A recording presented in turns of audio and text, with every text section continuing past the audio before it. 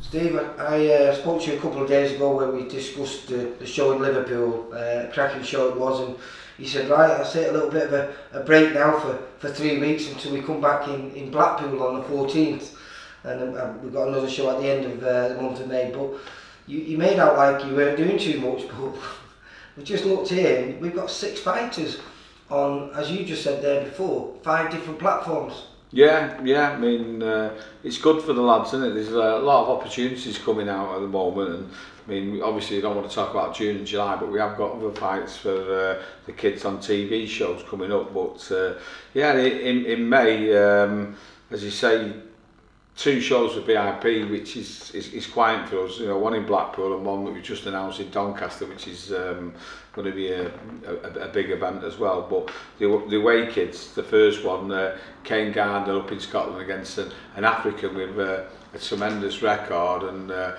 surreal number of knockouts. Yeah, but you know, 12 wins with 10 KOs, mate. Yeah. So what we're basically looking at is the standard of opposition, sorry, wouldn't have been as good as what Kane's been fighting here, but we're in the position with Kane now where he needs a big fight and he's ready for the big fight, and more importantly, he wants a big fight. So you know, we can go up to Scotland, hopefully get a win up there, and then he'll get a big fight down here on one of the Sky or BT or his own shows, and the thing we want to do with him is get him to the stage where he's an home fighter, but he knows, you know, he's not a big ticket seller. He's got to go out and turn a few people over before somebody will start to invest in him. But the good thing about Kane, though, he's exciting, isn't he? So yeah, that's a good thing about Kane, isn't it? Yeah, he can't not be in a good fight, can he? No, he can't. Yeah. And then we've got the return of Masha Dodd, mate.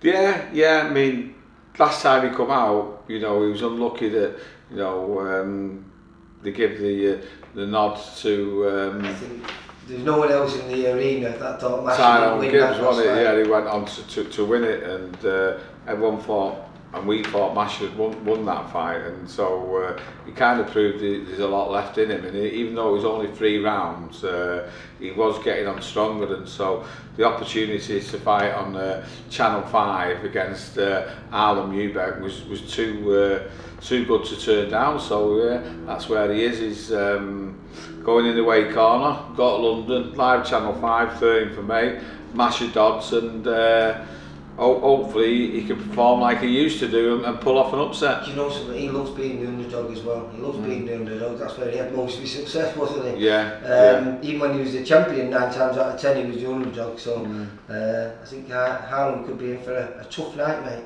And then the night afterwards, you've got Jay Farrell, the big punching cruiserweight, in the boxer tournament. Yeah, I'm devastated really, because we've got our own show in Blackpool, and this is just round the corner in Manchester, and I won't be able to go and support him. And but you know, great night as well, isn't it? Yeah, I mean, I was on holiday last time, and there was a couple of shows on. I was flicking through and all that, but I ended up to watch the final of the lightweight one. And considering they had 2 fights on in the night, it was absolutely brilliant entertainment. And again, the kid who won that, I think, had only had 2 or 3 fights, and that's what this is. It's a leveler, isn't it? You know, It doesn't matter. Like Jay's one of the most experienced in the lineup, but the kids with 1 and 2 fights, just coming out of the amateurs with the short rounds, he can suit them a bit more. But I think what weighs heavily for Jay is he is a natural puncher, and the opportunities come, don't they? And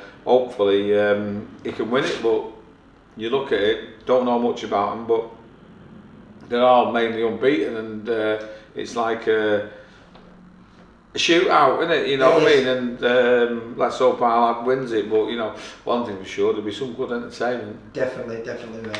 And then the week afterwards, we've got 2 on the DAZN show. Is it in Bilbao again this week? It's in Bilbao, yeah. So the top of the bill is Carmen, who beat Jack Flatley, and he's fighting Jay Metcalf, so that's going to be a good fight. I didn't realise that. Yeah, that's going to be a good fight. And then we've got Rhiannon in the home corner in the 6th rounder, no opponent yet.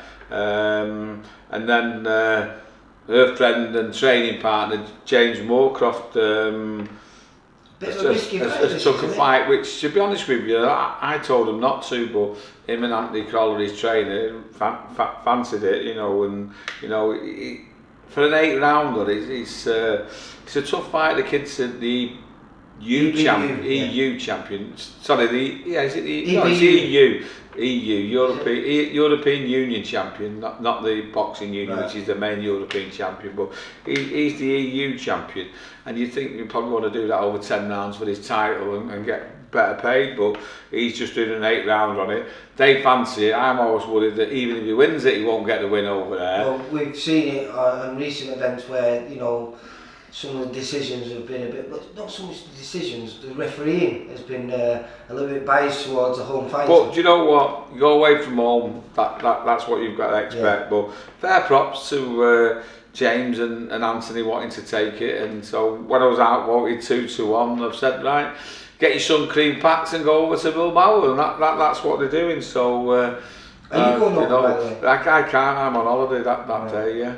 But and then the night afterwards, we've got Mark Leach making the first defence of his newly won British title. Yeah, and he's come back quicker than before. Yeah, so he's defending his British title against Liam Davis, which I've seen in close up, because he beat Sean Keynes quite comfortably on one of the shows. So it's not an easy defence for him, but I would have said he's going to be favourite. He's had a big show at Derby Football Ground under the Zach Parker Andrade top of the build, at the football ground. Is that for the vacant super middleweight title? I'm not too sure, but it's certainly another box tick for him. It's an outdoor event, and we've got big hopes for Mark Leach, and this will be fantastic performance last time, wasn't it? This will be a big part of him moving on. So yeah, as you say,